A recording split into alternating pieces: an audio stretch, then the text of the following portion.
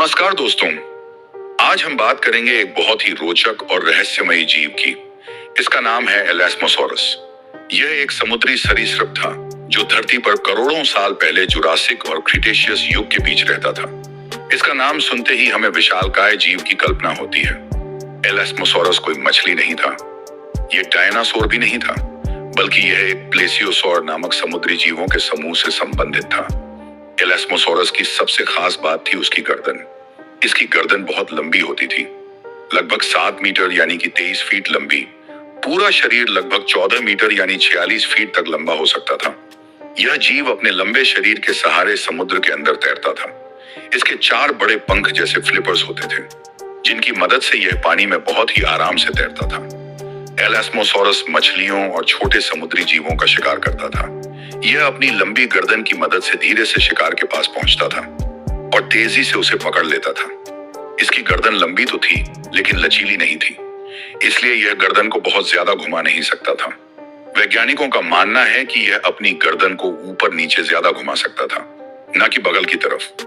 एलास्मोसॉरस के दांत तेज और पतले होते थे, जिनसे वह मछलियों को पकड़ता था। इसके जबड़े बहुत ताकतवर नहीं थे, लेकिन तेजी और चालाकी से शिकार करने में माहिर था। वैज्ञानिकों ने एलास्मोसॉरस के जीवाश्म यानी फॉसिल अमेरिका के कुछ हिस्सों में खोजे हैं, खासकर कंसास और दक्षिण डकोटा जैसे क्षेत्रों में। उस समय ये इलाके समुद्र से ढके हुए थे, जिसे वैज्ञानिक इनलैंड सी कहते हैं।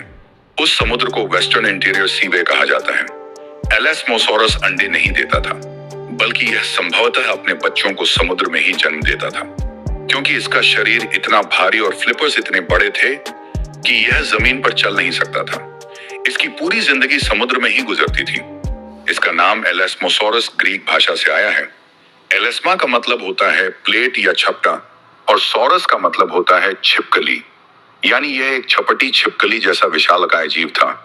एलास्मोसॉरस के बारे में जानना इसीलिए रोचक है, क्योंकि यह एक ऐसा जीव था जो डायनासोरों के समय में तो था, लेकिन डायनासोर नहीं था।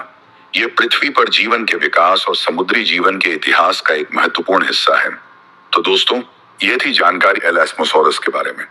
अगर आप चाहते हैं कि हम ऐसे और भी विलुप्त जानवरों के बारे में वीडियो बनाएं, तो चैनल को लाइक करें, सब्सक्राइब करें और कमेंट में बताएं अगली वीडियो किस जीव पर होनी चाहिए। धन्यवाद।